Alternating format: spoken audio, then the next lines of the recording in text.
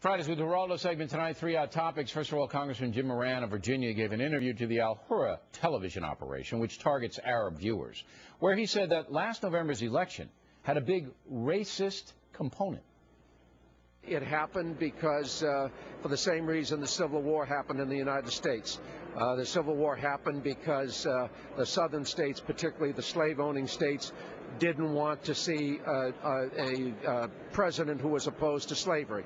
In this case, a lot of people in this country, it's my belief, don't want to be governed by an African American, particularly one who is inclusive, who is liberal, wants to spend money on everyone, and wants to reach out and include everyone in our society.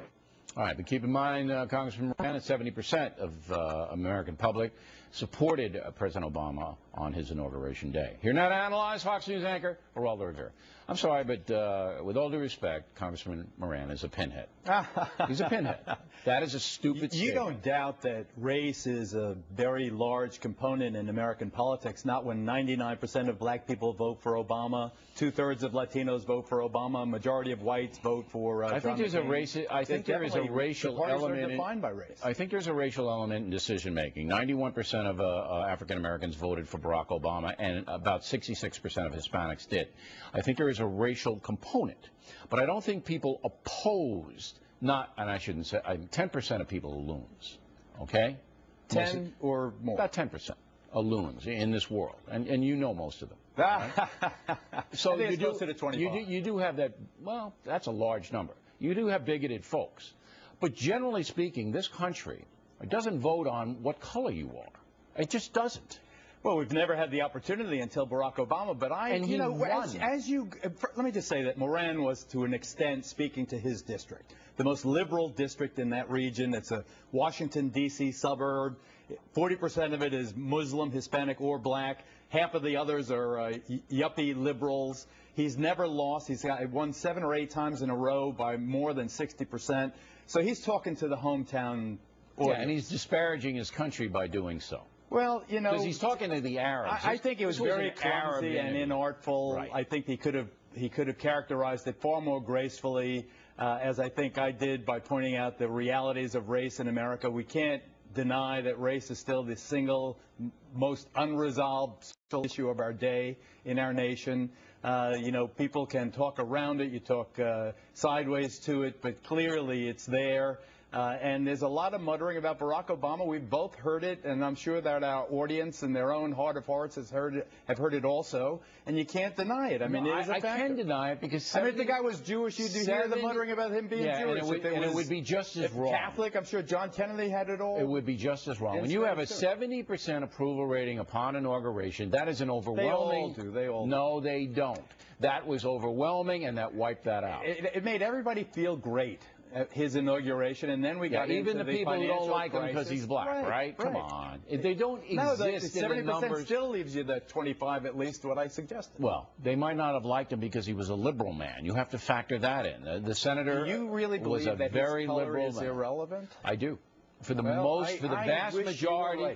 vast majority of the American public, as it stands in 2011, I don't believe they judge Barack Obama by his color. I absolutely, flat out, do not believe that. Well, I think that when you get to the bar and you get to the third beer and you listen to people giving their impression of American politics, I know this they'll country, all sound like I know this Moran. country as well as anybody, and I just say it is not happening. I hope you're right, and I hope it is an aspiration to aim for anyway. Now, one of the biggest TV stars in the country is Charlie Sheen, who looks to me like he wants to kill himself. He's a pig anyway. It's more than just being personal attacks here. No personal attacks. He assaulted 6 women, as far as I can tell, over the years since 1990. He shot one of them by accident. You can say he's never done a day in jail for beating the hell out of when you beat up 6 women, that shows a pattern, Bill. And this guy's been cut way too much slack. The guy, he's charming and cute. The guy, all right, makes an enormous amount of money for CBS. $2 million per episode. All right, he makes personally, and he makes an enormous amount of money for CBS. I think the guy wants to kill himself. He's in the hospital again this week.